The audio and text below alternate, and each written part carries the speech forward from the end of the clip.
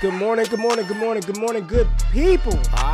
Yeah, you know what it is. Hard worker, scrappy, unfiltered, and sometimes unhinged football content. Hard to explain, but you know it when you see it. Doing it daily our way. I don't know what you're talking about right now. Redraft and Dynasty Fantasy Football, we got you covered. You know their defense is ranked like 31st in the NFL? NFL draft prospects and rookies? Now you know you in the right place for that. Absolutely. All right, then stop saying it. Then we're done. And prop bets with my man Jay Rich. Count that money, man. Now wipe the crust out of your eyes. Get you a cup of coffee. It's time to wake your ass up with Ray G. You honestly are making absolutely no sense and you sound silly as hell. Good morning, good morning, good morning, good morning, good people. It is Wednesday, April the 6th, 2022, and y'all decided to wake y'all asses up with Ray G, and for that, I appreciate you. Thank you for being here. I'll get it right today. Good morning, Edward, Mike in the building, Shane, Joe, Eric, Patrick, David G, Marlon, Rico, excuse me, Dynasty Barry, Big Dog Mac, Big Shy in the building, Ty, Patrick Price, Addison, Cody Carpentier, Big Dog, Future Cast. Check me out with Roto Underworld this Friday. I think we're going live, 5, 6 o'clock, something like that. My girl Joe in the building as always. Thank you for being here. Dalton, what's up, baby? What's up, Dalton? We're in a Dynasty Startup Draft right now.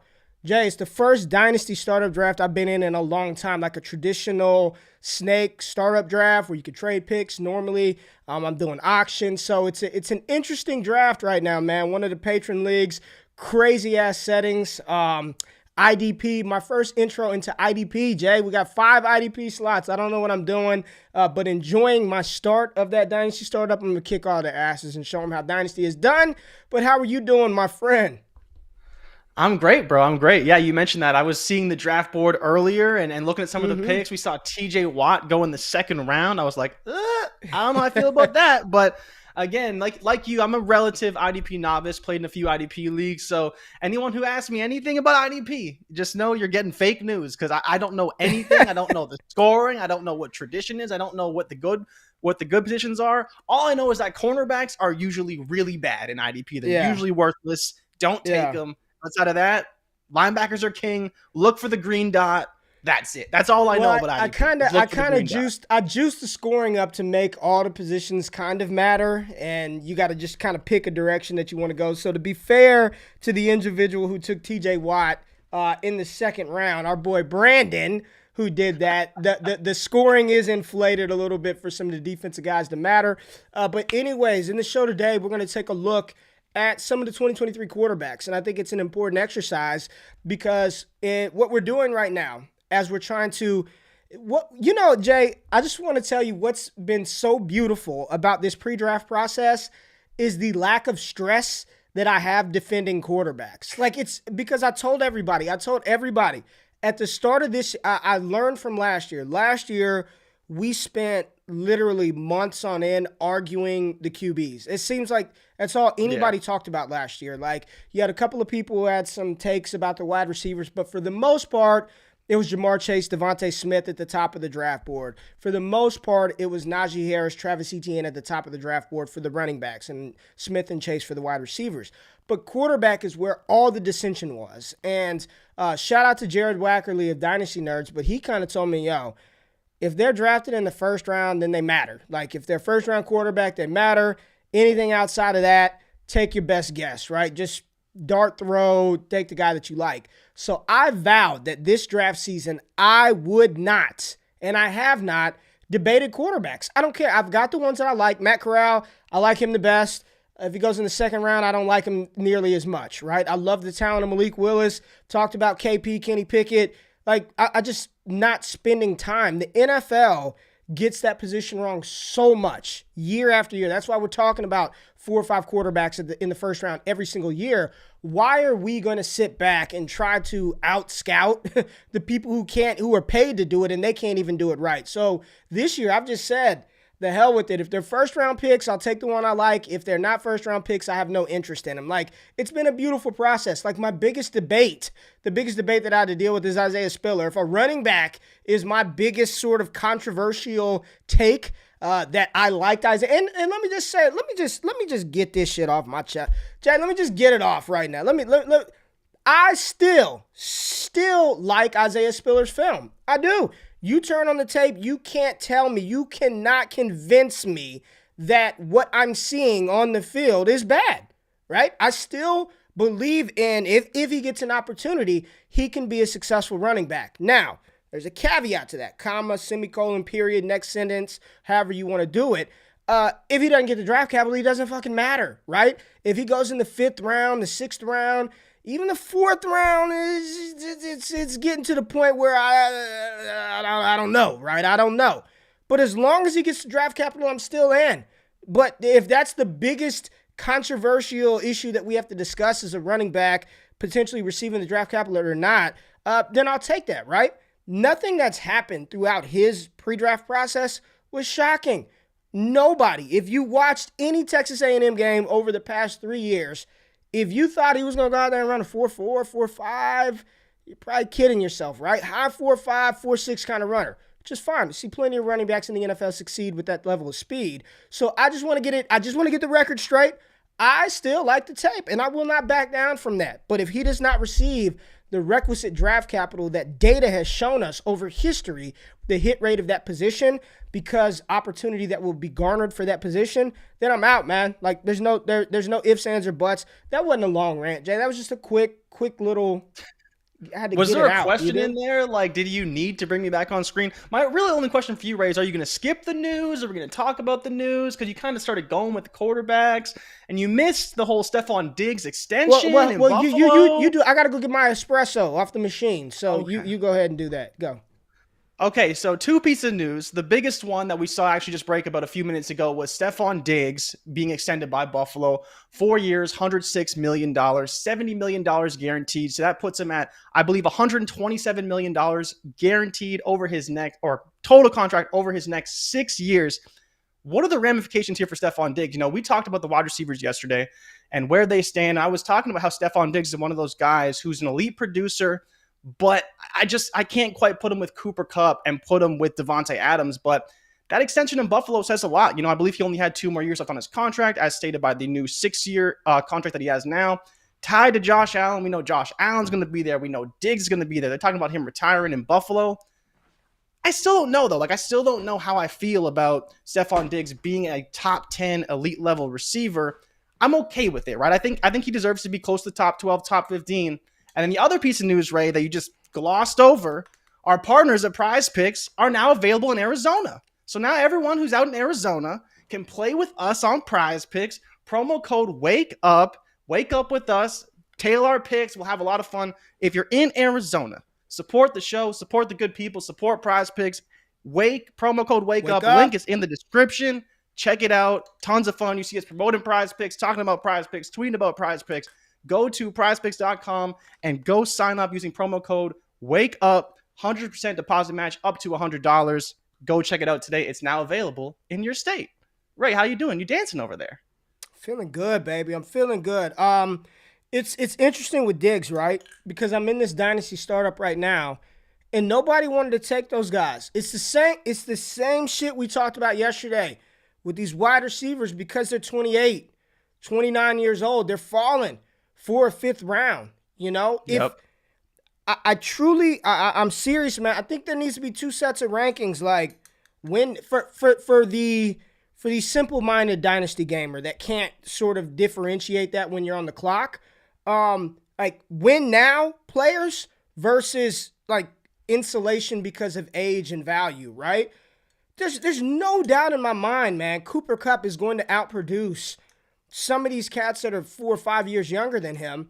But again, in Dynasty, is that what you want? Do you want to invest in the 30-year-old wide receiver, the 29-year-old wide receiver early within the top 50 picks? You know what I'm saying?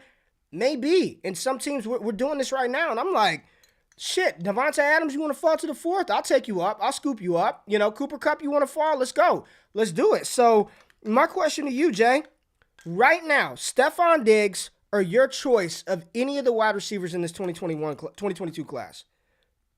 Oh man, like just that's tough. I think it's still Stephon Diggs. Honestly, I think it is. Really? I think knowing he's tied, I think knowing he's tied to Josh Allen for the next 6 years, I think that's enough for me to take him. Because again, even on his team, who's going to pass him for targets? again over the next 4 to 6 years, right?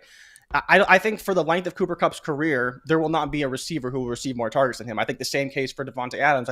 I think there could be the same case made for Stephon Diggs. And so with that being said, if you're getting a guy who's seeing 140 targets a season, maybe everybody's you see some saying decline, Diggs. but I don't think that Garrett Wilson, Drake London, they're not guaranteed to be a one on any roster or guaranteed to ever see 150 targets and be the guy on an offense. So I do think the answer is Diggs. And I think that the conversation we had yesterday about him being, a fringe top 10 guy is valid. If you're trying to win, people were disappointed by him last year because he was the wide receiver 1 the year before that.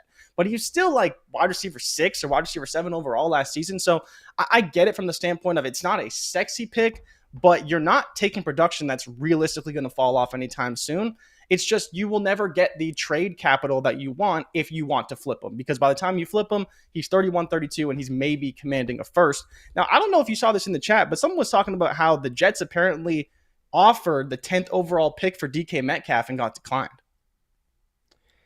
They're going. I mean, they're going wide receiver. They have to, man. They are going wide receiver. If there's a prop out there for the New York Jets and their first selection, it is going to be. The question is, who are they going to go? Because DK and Tyreek both are speed guys. They're built differently, but they're both field stretching guys. Man, what if it's Olave? What if it's J-Mo? Nah, man. What if it's... I'm just going off of what Brugler said the other day. Brugler was like, Olave and Wilson are going to go a lot higher than people think. A lot higher. Like, he was saying that both of those were... What if it's Olave? Okay. Back to this Diggs thing. So, yeah, I mean... Damn, man. Yeah, I get it. And I don't think any of those rookies are going ahead of Diggs in a Dynasty startup. So, I don't think that's happening. They're not going ahead of him. I just was wondering, who would you rather take? All right, let's pivot. Is there any more news? Yes, Prize Picks in Arizona. Make sure all of y'all who talked about you couldn't sign up, make sure you smash the promo code Wake Up. Click the link in the description. They match you up to $100, dollar for dollar. They got free shit all the time. Taco Tuesdays is really fun, really engaging. Baseball starts tomorrow. But we got to take a look at these quarterbacks because everybody's like, I don't want any of these 2022 quarterbacks. Yuck, don't want them. Don't need them. I'm going to wait until next year and get my quarterback. Well, what does the quarterback class look like in 2023? Do we all know? Yes, I'm sure you know the names. Bryce Young and C.J. Stroud.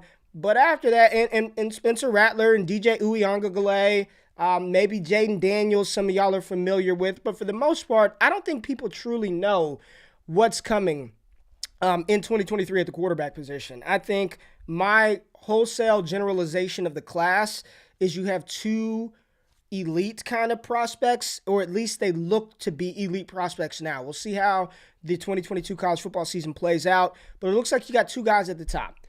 And for me right now, it's CJ Stroud at 1 and Bryce Young at 2. It's those 2 guys, and then there's just like a big cluster of players in tier 2, tier 3. You've got some of the aforementioned names that we talked about. There's still going to be some guys that may surprise, out of nowhere. Will Rogers out of Mississippi State.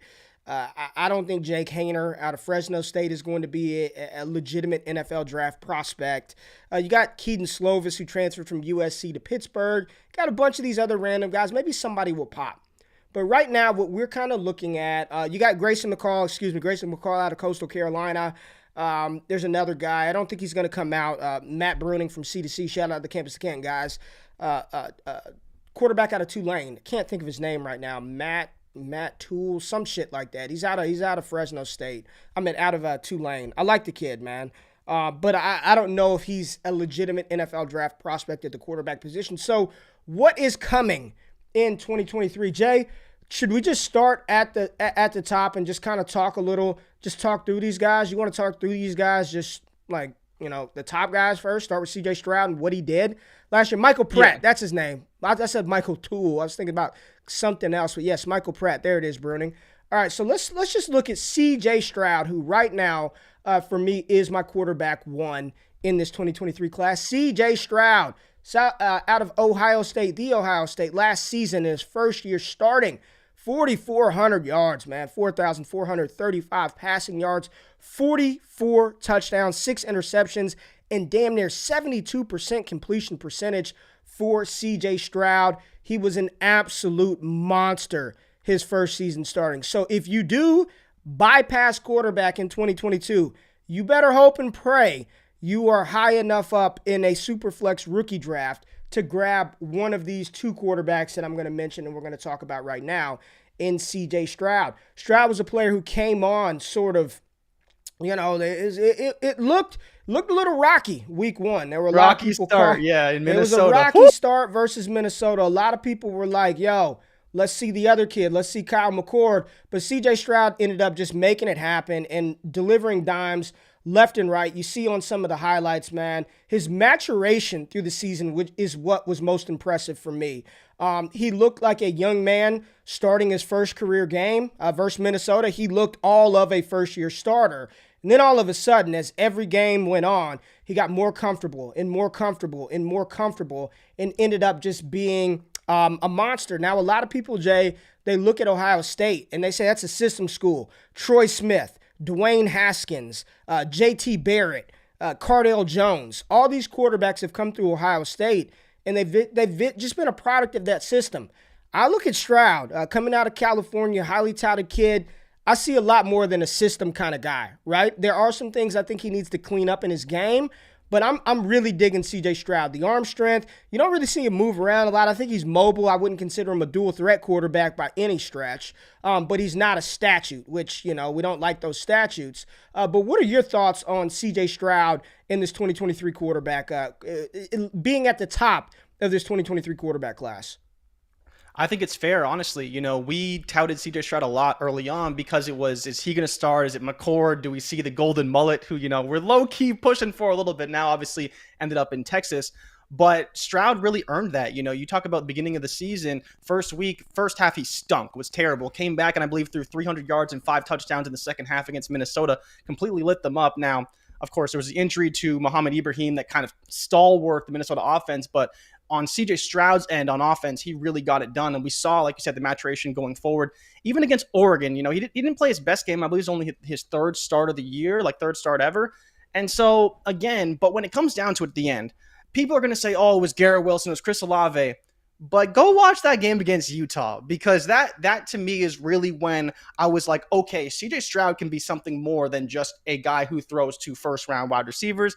Yes, Jackson Smith-Njigba did have 300 and I believe 50 yards in that game, but he's throwing it to Marvin Harrison Jr., he's throwing it to Julian Fleming, he's throwing it to Jake Ferguson, who I believe played in that game. So again, it starts with the wide receivers, of course, but like you're saying, he's making a lot more difficult throws than simply what we think we see. He's not just dumping it off to Trayvon Henderson. He's not just throwing a screen to Garrett Wilson. He's taking it to the house. He's making legitimate NFL throws, and he's doing it over and over and over. Like, this is a guy who pretty much was locked in for 370 to 400 yards every game because they needed him to do that because the defense isn't as good.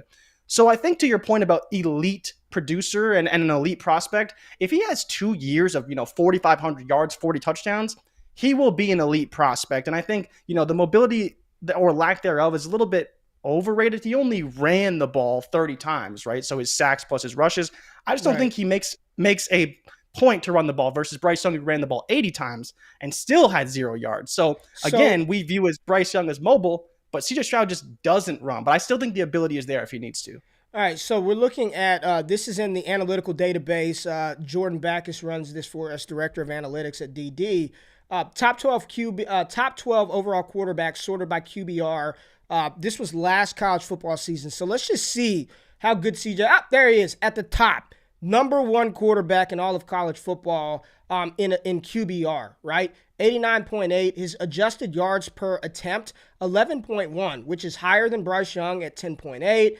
Look at Kenny Pickett. We're talking about him as the quarterback 1, 9.8 yards, adjusted yards per pass attempt. Matt Corral, higher than Matt Corral. I mean, CJ Stroud not only was putting the ball where he needed to put it, he was pushing it downfield, which is outstanding, right? 70.9% completion percentage, 72%. I think this was after week 13, so we've got maybe an extra game in there, the playoff game that bumped him up. But just when you look at him compared to everybody else in college football, what he did at 6'3", 205, 210, I don't know what he's weighing right now after the spring. But CJ Stroud, for my money, man, he seems like he's the real deal, right? I'm not gonna overreact and go crazy over one season of production, but he turns around and he does this again. It's going down. It's going down in a major way. And I think CJ Stroud is the quarterback that can break the mold. Apparently, Jay, during the pro day for Ohio State, all the talk wasn't about Garrett Wilson. It wasn't about Chris Olave. It wasn't about, I know Jeremy Ruckert didn't participate. It was all about CJ Stroud and how good CJ Stroud looked, throwing the ball at the pro day. And that was a good taste of NFL teams to say, if we don't get one of these cats, we might end up with CJ Stroud. So CJ Stroud, for me, right now at this juncture of the process, and I'm going to be very careful how I frame shit this college football season. I don't have rankings. We will not rank any players. He's at the top of tier 1 for me. He's a tier 1 quarterback prospect. Top of tier 1. He's at the top of tier 1. He seems like he's going to be at the top of tier 1, but also the other quarterback joining him in tier 1, the only other quarterback, in my opinion, the reigning Heisman Trophy winner, Bryce Young, who threw for almost 5,000 yards. That's just, it's just insane what Bryce Young was able to do. And it seemed like he just did it unassumingly all season. He was just good all season. 4,872 passing yards, 47 touchdowns, 7 interceptions, and a 67% completion percentage for one Bryce Young. Listed at 6 foot, 194. I don't know. I don't know if B. Young is truly 6 foot or 194. Neither here nor there. I think his greatest skill set, his best attribute, Jay, he reminds me so much of Russell Wilson, man. Leader, does everything well. That was the wrong highlight. Does everything well. He reminds the drive versus Auburn when they were down and they needed to come back. That's the play. Heisman moment. It was his Heisman moment, man. It wasn't just one play. It was methodical. He drove them down the field with, I believe, 1 or 2 timeouts to win that game, and they should have lost that game.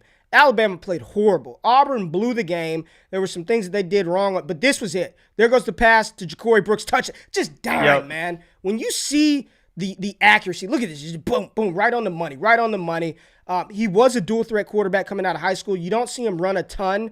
Man, I'm just watching this, and I'm just getting very excited. You don't see him run a ton, right? But he can. You don't want him running because he's just a little guy. He's not a big quarterback at all. But, man, when you just talk about the ability to put the ball where it needs to be, he's in freaking incredible. And I know some people are like, it's the Alabama system. Look at all the quarterbacks that they've had. Bryce Young is different, yo. Like, he's a different kind of cat. Am I confident that he's an NFL superstar from day one? Nah, man, but I'm not confident that any of those guys are NFL superstars from the jump. But when you're just talking about the natural intent, you had to watch the Auburn game to really feel. I was on an airplane, bro. I shit you not. I was on a plane flying back because I believe that was Thanksgiving weekend. So we were flying back, and I'm sitting across from a young Alabama fan and his dad. And we've both got our iPads and laptops up, and we're like, what happened? Did they score? Did they do it? Because that was going to knock Alabama out of playoff contention. And Bryce Young methodically drove the ball down the field. And at that moment, I was like, this dude has arrived. Like, here it is. Goes into, go Georgia, SEC title game, gets it done versus them. And in the Natty, they lost that national championship game, but losing Jamison Williams, not having John Mechie, they were really back up against the wall. I think Bryce Young is going to smash this season. And we saw when we were taking a look at CJ Stroud, Bryce Young, his QBR. This isn't even amongst 2023 eligible. I didn't even put him amongst their peers. This is amongst everybody else in college football. At the top of the list in QBR, right at there, number 4 overall. He's right there at the top with adjusted yards per attempt, completion percentage extremely high. Rushing yard percentage, again, doesn't run a lot, takes some sacks, not a big guy. But, man, when you just look at him, he just looks the part of a future first-round pick and somebody we should be excited about when it comes for our Dynasty rookie drafts, man. Yeah, 100%. And I think the point you made over and over that kind of you reiterated is like, if Bryce Young was just 6'3", 220 pounds, he would be viewed the same as CJ Stroud. It's just the fact that CJ Stroud has the size that NFL teams are looking for that really is kind of pushing him just past Bryce Young. But I think the talent is all there. Like you posted the video, him throwing to Jameson Williams, a 60-yard bomb, right? The 35 to the 5-yard line. Like the arm strength is there. We're not worried about that. And so for me, well, some people are. Some people are. Yeah. I think he's got fine. I think he doesn't have Will Levis, and we'll take a look at him in a second. He doesn't have that type of cannon, but I mean, he's thrown it 60 plus in the air on a dot, so it's strong enough. Strong enough. Yeah, for sure. And so I think the other point that people need to remember is that he was a guy who came in as a freshman and people thought he could push Mac Jones for his job, right? Obviously, Mac Jones ended up going undefeated and didn't win the Heisman because Devonta Smith won it, but they went undefeated, obviously came up first round pick. So this was a guy who was highly touted simply beyond this season. And, we've obviously seen the results when he finally did get his opportunity. But it's not just the system. It's not just the wide receivers. Yes, he plays with a ton of talent, but I think this year is a year where he will have to kind of lift his wide receivers up. They got Jermaine Burton in there. They got a couple of young guys, Agiye Hall, that we're not really sure exactly what. Yeah. JoJo Earl, right? And we're not exactly sure what this offense looks like from the wide receiver standpoint, but we weren't really sure last season too, right? We didn't know Jameson Williams was going to come in from Ohio State and be a first-round pick. So I think they're going to figure it out, but I think this is Bryce Young's year to really prove that he's a leader and prove that he deserves to be, a top 5, top 10 pick in the NFL draft next year. This is a great question. I'll get to it in a second. I don't know where I was going at all. You made a good point. And I was like, I want to touch on that, but I completely forgot. A lot of people. This is a good question. Thoughts on Ritter versus the QB3 and beyond of next year's class. So here's where I think Dynasty gamers are getting in a little bit of trouble. When we're looking ahead at the 2023 class, there's no doubt the strength of that class is the running back position. Like that is where the bread and butter is. I mean, I'm just looking at some of the advanced analytics for some of these. Good Lord, man, Deuce Vaughn just. Like, when we look at this, let's just look. Look, these are the 2023 running backs sorted by yards per team play. I mean, this is insane. Deuce Vaughn is blood red. This is just – and I'm telling you right now, it doesn't get darker than that, right? And I know he's a little guy, but I'm telling you right now, Deuce Vaughn is going to go early, like day 3, and he's going to matter. Even he's going to matter in PPR formats. Just mark my word. I'm telling you right now. He's the closest thing to a Darren Sproles level player that we've seen. He's incredible. But you got Sean Tucker, Deuce Vaughn, Bijan Robinson, Jahmyr Gibbs, Devon Achane. I know little people are lower on Tank Bigsby, but he's another running back. As low as people are on Tank Bigsby, if he were in this running back class, he'd be pushing, Kenneth Walker type easily levels, or at least RB3 easy, right? Blake Corum, Zach Evans. I don't really know about Miller. We'll see. Devin Neal, incredible as well. This is the strength of the 2023 class, is the running backs. And there are running backs on here that aren't even listed, but that's the strength of the class.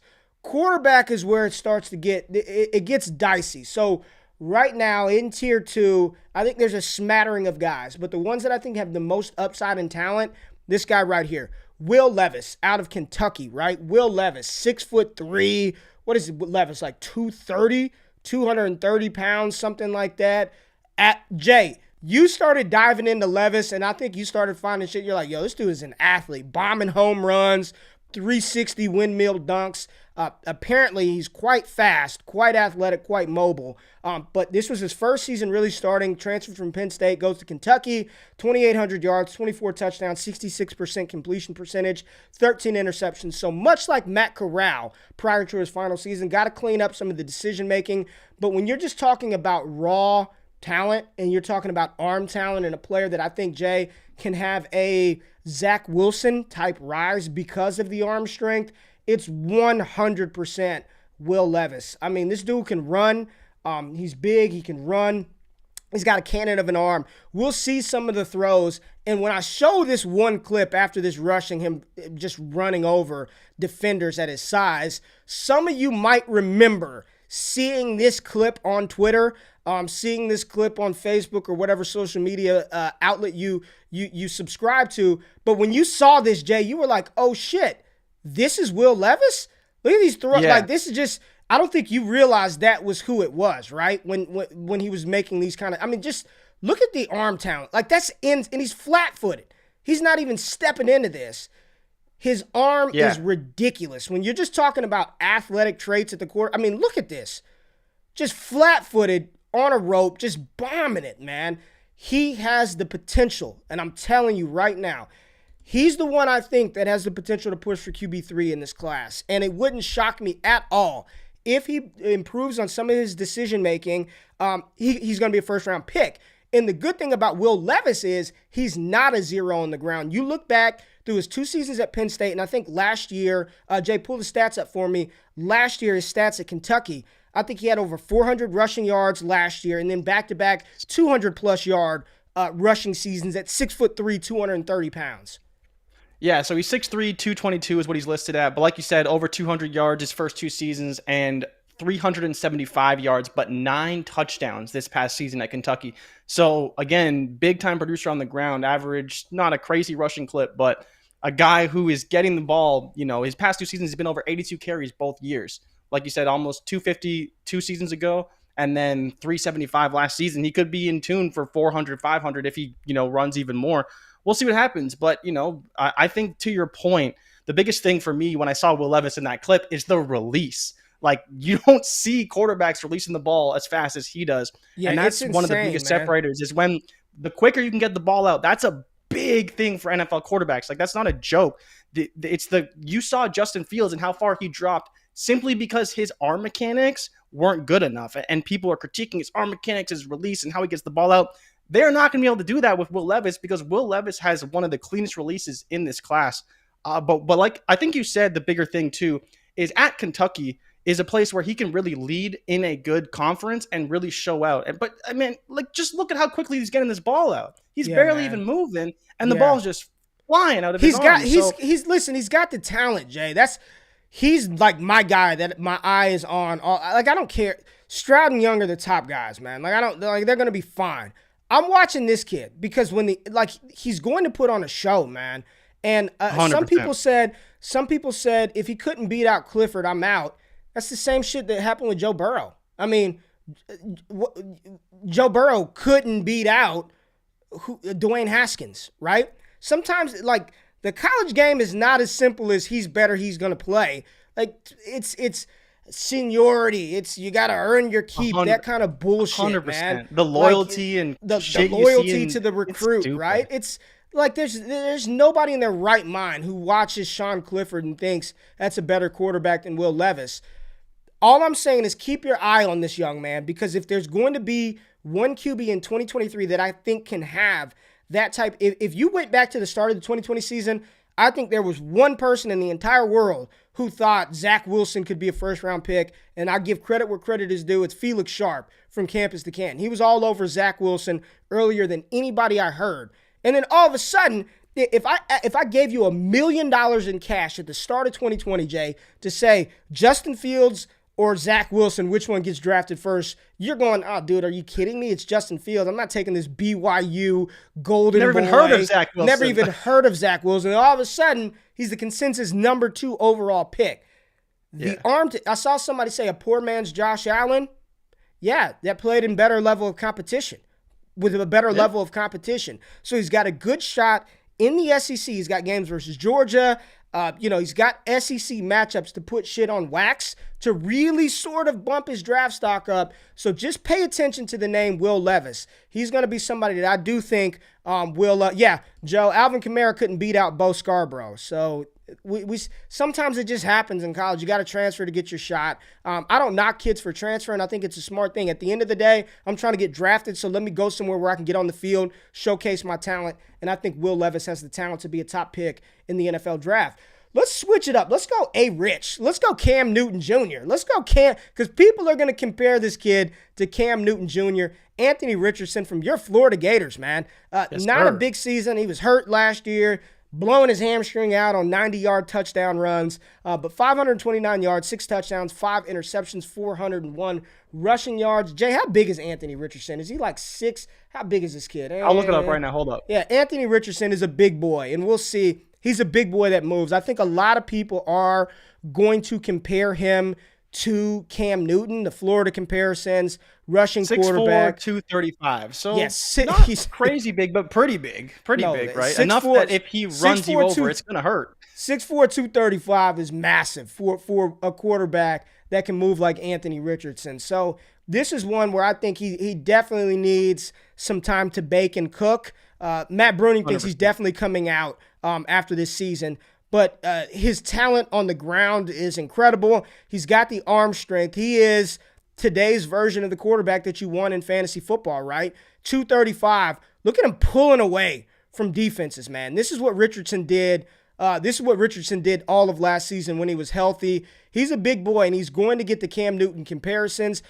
Emory Jones transfers out of Florida, so it is the Anthony Richardson show this season. Matt Bruning said best athlete in college, and that's what he is. He is a supreme level athlete. At his size, you shouldn't be able to run as fast as he does at his size. He's just got to work on the passing mechanics, right? He's got to get more comfortable in the pocket.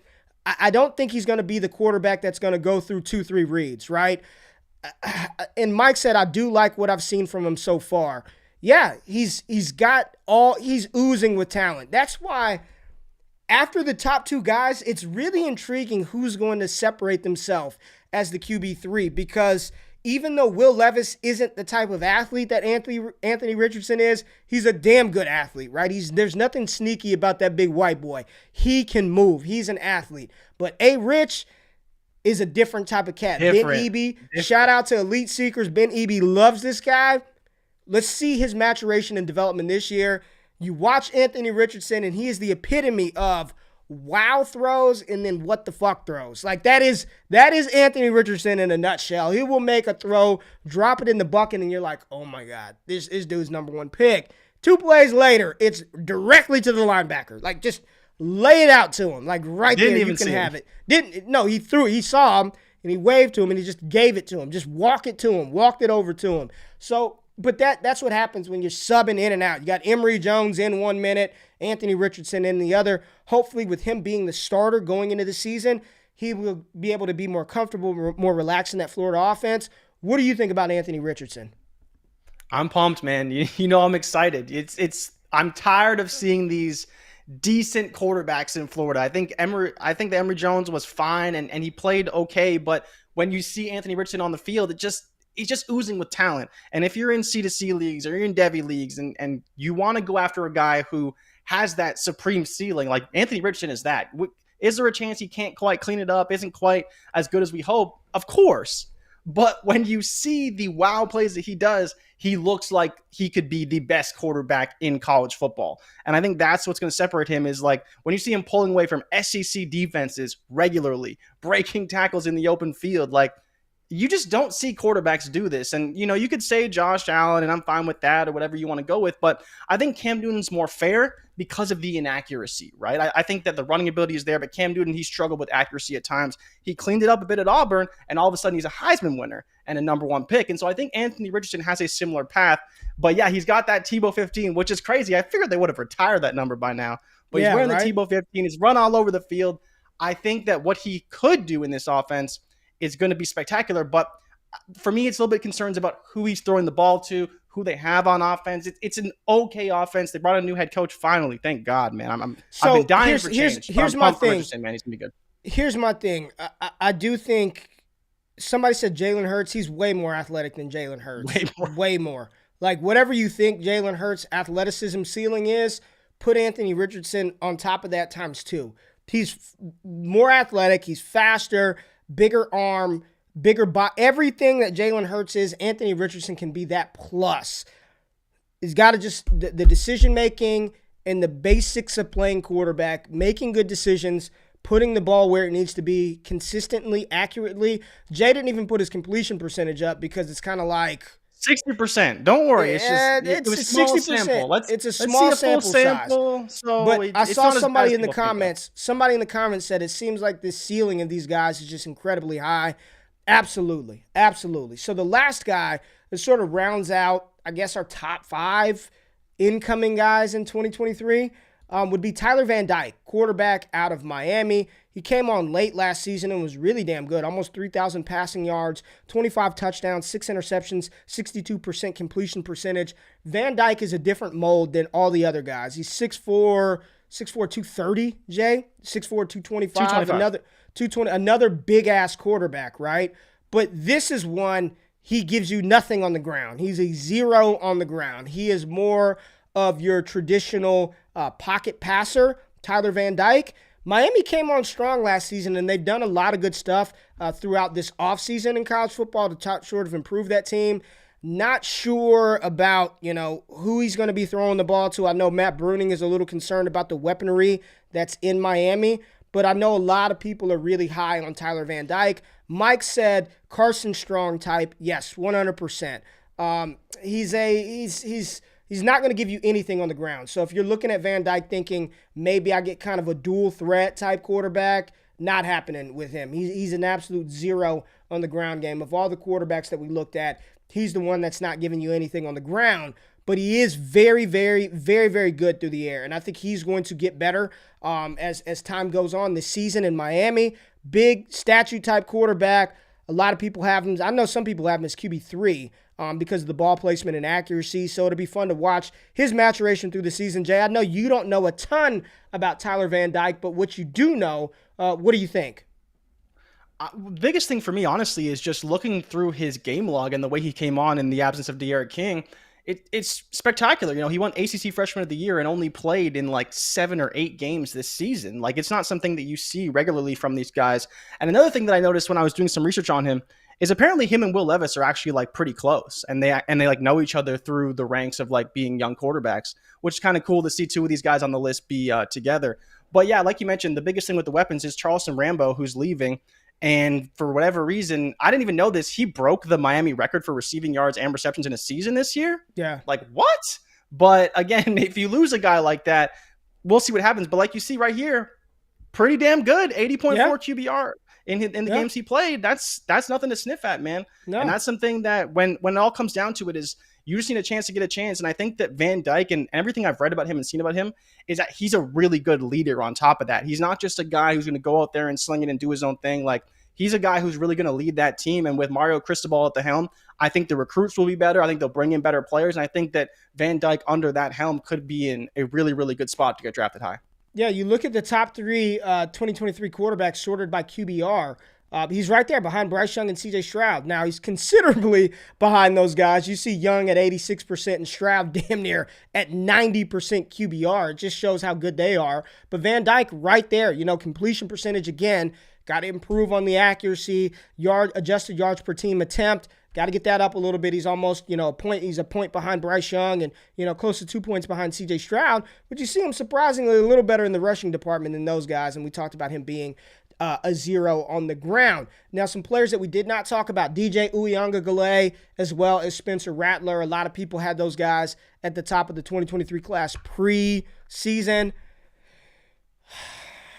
Got to see it, man. It's just, they were so bad, both of them. I am out. It's got to. You're out. They're behind. They're behind those 5 for me for sure. Like, they're behind those 5 for me for sure. DJU, we'll see. He's got all the talent. Apparently, he slimmed down. Bruning was telling me he lost some weight. Spencer Rattler, it's not a question of his arm. The talent is there. It's up here. It's the decision-making. Yep. It's the processing. You would watch Oklahoma last year and you knew when he was going to do some stupid shit. Like, you're like, here comes a Spencer Rattler interception. It's coming.